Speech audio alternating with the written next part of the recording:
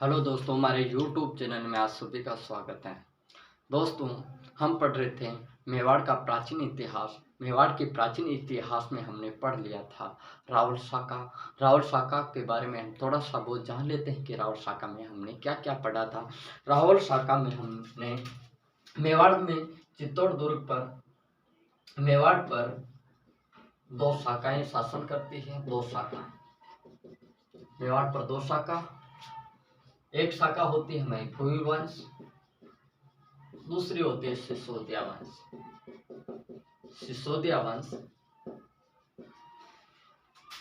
भोई वंश के बारे में हम रिवीजन करवा रहे हैं। बाकी और क्लासें हमने प्लेलिस्ट में डाल दी हैं। जो प्लेलिस्ट बना के डाल दी है उसे बैक टू बैक देख सकते हैं, कोई दिक्कत नहीं है।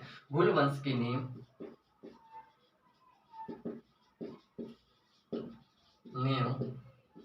गुहादित्य द्वारा 567 ईस्वी में की। उसके बाद गुहिल के वंश के बाद में हमने गुहादित्य पढ़ा। गुहादित्य के बाद में हमने पढ़ा था अलट, या इसे आलू रावल भी कहते हैं। इन्होंने आहड़ को राजधानी बनाया था। राजधानी किसको बनाया था, इंपॉर्टेंट है, आहड़ को राजधानी बनाया था। आहड़ पर महासतियों का टीला जो सबसे पहले है, वहां पर महाराणा अमर सिंह की छतरी है। उसके बाद में हम तीसरा हम पढ़ते हैं सामंत सिंह के बारे में हम पढ़ते हैं। सामंत सिंह प्रतापबाई से विवाह करता है। किससे विवाह करता है? प्रतापबाई से विवाह करता है। और प्रतापबाई कौन थी? प्रतापबाई पृथ्वीराज द्वितीय की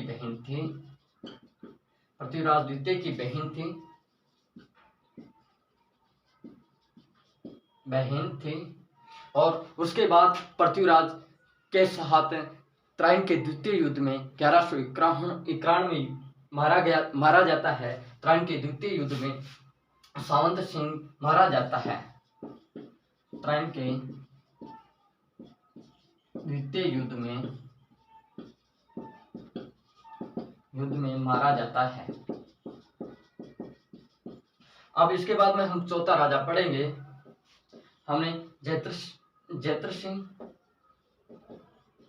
सिंह हमने पढ़ लिया था। और तेज सिंह के समय मेवाड़ का प्रथम चित्रित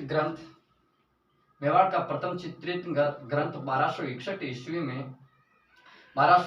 ईस्वी में श्रावक प्रतिकर्मण सूत्र चूर्णी ग्रंथ की रचना की गई थी। किसके द्वारा की गई थी? कमल चंद्र द्वारा की गई थी। इसके बाद में हमने पढ़ा था समर सिंह के बाद में हमने पढ़ा था समर सिंह के दो पुत्र थे। पांचवा जो शासक था उसके दो पुत्र थे। समर सिंह के दो पुत्र थे। एक का नाम था कुंभकर्ण और दूसरे का नाम था रतन सिंह। रतन सिंह 1302 से 1303 ईस्वी तक शासन करता है। कुंभकर्ण कहाँ चला जाता है? नेपाल जाकर गोहिल वंश की नींव रखता है। किसकी रखता है? गोहिल वंश की नींव रखता है। और रतन सिंह श्रीलंका जाकर रानी पद्मिनी से विवाह करता है। रानी पद्मिनी को पाता है और रतन सिंह के द्वारा ही चित्तौड़ पर प्रथम शाखा होता है चित्तौड़ का। और चित्तौड़ के प्रथम शाखे पर अलाउद्दीन खिलजी द्वारा चित्तौड़ पर आक्रमण होता है और अलाउद्दीन खिलजी द्वारा चित्तौड़ दुर्ग को जीत लिया जाता है। चित्तौड़गढ़ दुर्ग को जीतने के बाद चित्तौड़गढ़ का नाम खिजराबाद रखकर अपने पुत्र खिजर खां को सौंप कर चला जाता है।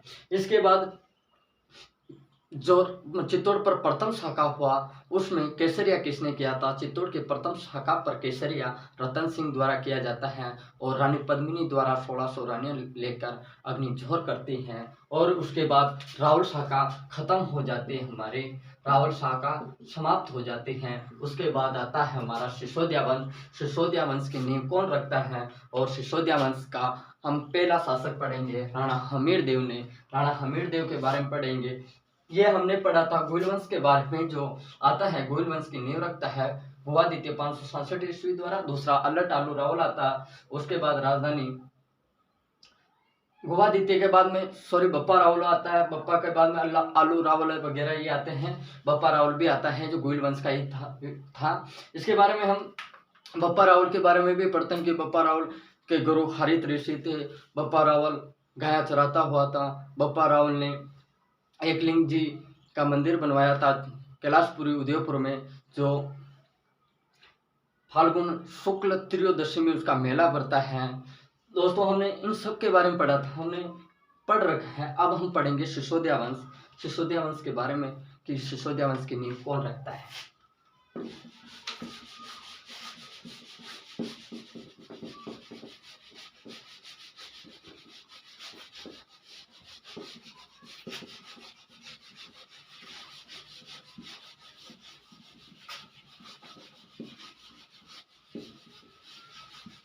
यहाँ तक हमने रावल शाखा को पूरा पढ़ लिया था और हमने पढ़ा भी रखा है। सबकी प्लेलिस्ट में वीडियो डले हुए हैं। दोस्तों अब हम डालेंगे हेडिंग सिसोदिया वंश।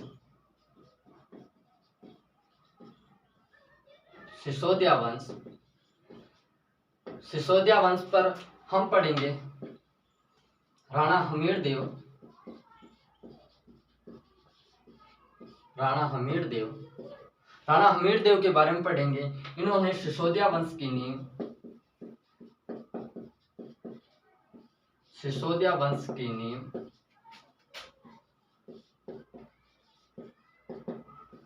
1326 ईस्वी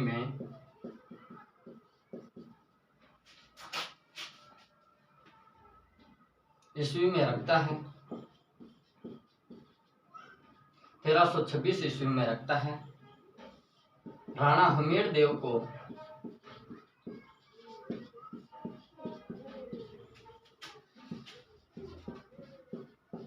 मेवाड़ का उद्धारक कहा जाता है। मेवाड़ का उद्धारक कहा जाता है।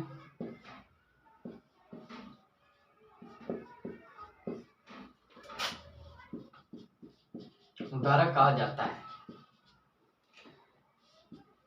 इसी के समय राणा हमीर देव के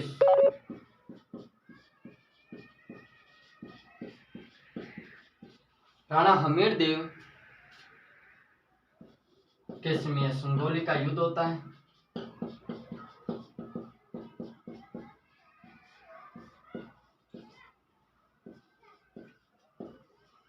संगोली का युद्ध होता है। किस किस के बीच में होता है? एक तरफ तो होते हैं राणा हमीर देव और दूसरी तरफ होते हैं राणा हमीर देव वंशज, राणा हमीर देव वंशज मोहम्मद बिन तुगलक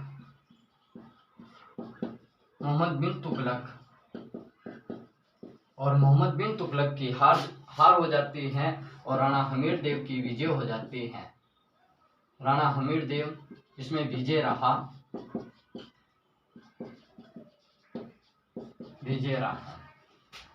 राणा हमीर देव इसमें विजय रहा। अब हम पढ़ेंगे राणा हमीर देव को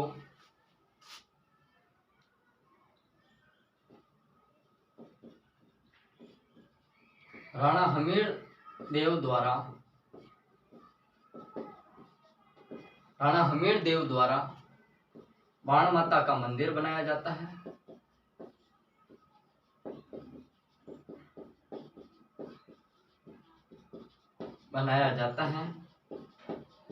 यही बाण माता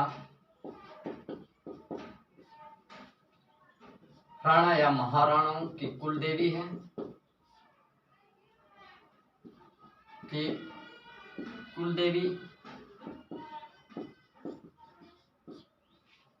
सिसोदिया वंश के जितने भी राजा हुए उनको राणा या महाराणा कहा जाता है। उसके बाद में राणा हमीर देव को कीर्ति स्तंभ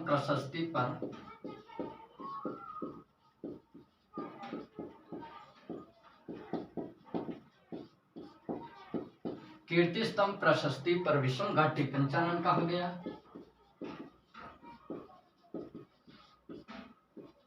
विषम घाटी पंचानन कहा गया।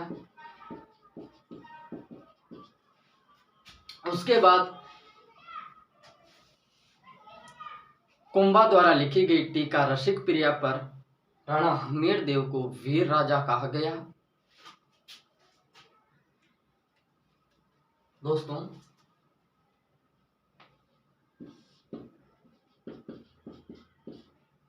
दिख नहीं रहा होगा,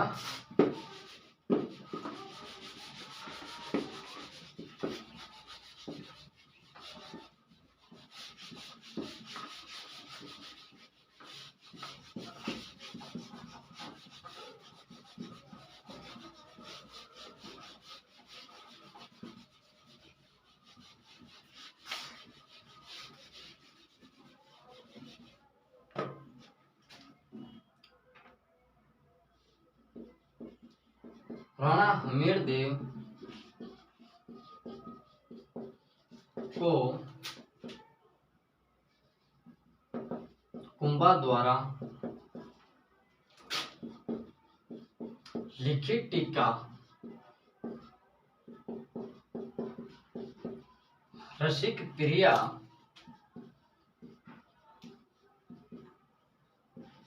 पर वीर राजा कहा गया। राणा हमीर देव को चित्तौड़ का उद्धारक भी कहा जाता है। राणा हमीर देव चित्तौड़ का उद्धारक है। राणा हमीर देव ने बाण माता का मंदिर बनवाया। विषम घाटी पंचानन कहा गया। दोस्तों सिसोदिया वंश में हमने पढ़ लिया था राणा हमीर देव, इनके मोस्ट जो मेन इम्पोर्टेंट फैक्ट थे उनके बारे में हमने बता दिया था।